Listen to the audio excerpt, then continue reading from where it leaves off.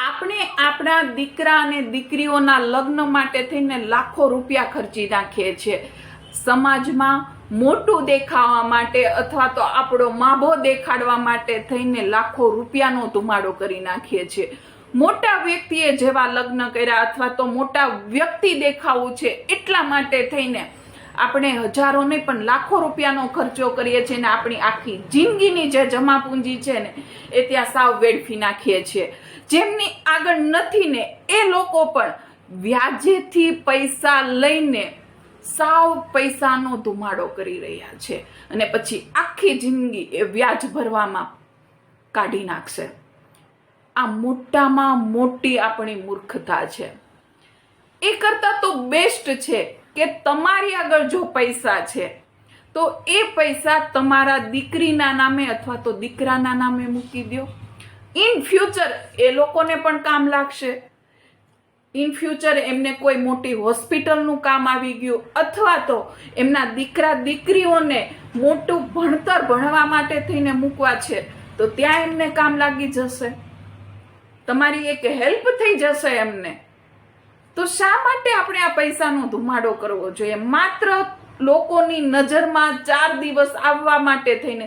અને લોકો 4 દિવસ જ તમને યાદ કરશે કે તમે સારા લગ્ન કર્યા હતા, સારું જમણવાર કર્યું હતું અને હજારો રૂપિયાની સાડીઓ તમારા દીકરાની વહુને અથવા તો દીકરીને આપી હતી. ત્યાર પછી એ સાડીઓ 2 જ દિવસ પહેરાશે, પછી કોઈ પહેરવાનું પણ નથી. એકવાર પહેરી, 2 વાર પહેરી, ત્રીજી વાર એ સાડી પહેરાતી પણ નથી. તો શા માટે થઈને દેખાવો કરવો જોઈએ?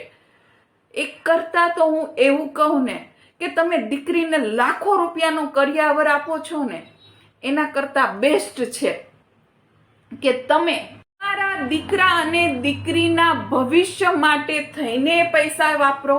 એ પૈસા એમને ભણાવવા માટે થઈને વાપરો. એ પૈસા એમનું ફ્યુચર સેવ કરવા માટે થઈને વાપરો. તમારે વ્યાજેથી જ પૈસા લાવવા છે અથવા તો તમારી જમા પૂંજી જ યુઝ કરવાની છે આખી જિંદગીની, તો એ પૈસાને તમે સારી રીતે એમાંથી કંઈ ઇન્કમ થાય એ રીતે વાપરો. શા માટે થઈને તમારી આખી જિંદગીની જમા પૂંજી અથવા તો વ્યાજેથી પૈસા લઈને સાવ ધુમાડો કરી દેવો છે? ઘણા મોટા એવા વ્યક્તિઓ કહે છે કે પૈસા તમે એ રીતે વાપરો કે તમે સૂતા હોય ને તો પણ એમાંથી તમારી ઇન્કમ ચાલુ રહેવી જોઈએ. પરંતુ નહીં, આપણે તો સમાજની અંદર આપણો માભો બતાવવો છે અને સમાજને દેખાડવું છે કે જો મારી કેટલી વાહવાહી થઈ રહી છે. વાહવાહી 2 દિવસ જ થશે અને કદાચ તમે લગ્ન સાદાઈથી કરશો ને તો 2 દિવસ જ વાતો થશે. જેમ કે કોરોનાની અંદર ઘણા એવા લોકો છે કે જેમને ફરજિયાતપણે 10 લોકોની અંદર જ લગ્ન કરવા પડ્યા હતા. કઈ ફેર પડ્યો? છતાં પણ અત્યારે એમનું લગ્ન જીવન આરામથી જ ચાલી રહ્યું છે ને. કે નહીં, તમે મોટા લગ્ન કરશો તો જ લગ્ન જીવન આરામથી ચાલશે, અધરવાઇઝ એમાં કોઈ મુશ્કેલી આવશે.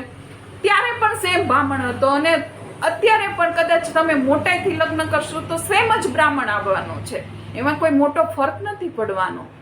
મારી એટલી જ સલાહ છે કે તમારા દીકરા અને દીકરીના લગ્ન સાદાઈથી કરો અને જે પૈસા બચે છે એ એમના નામે મૂકી દો અથવા તો પછી એ પૈસા પહેલેથી જ નક્કી કરી લ્યો કે જે પૈસા લગ્નમાં વપરાવાના છે ને એ આપણે એમના ફ્યુચર માટે વાપરશું. કોમનલી વાતો.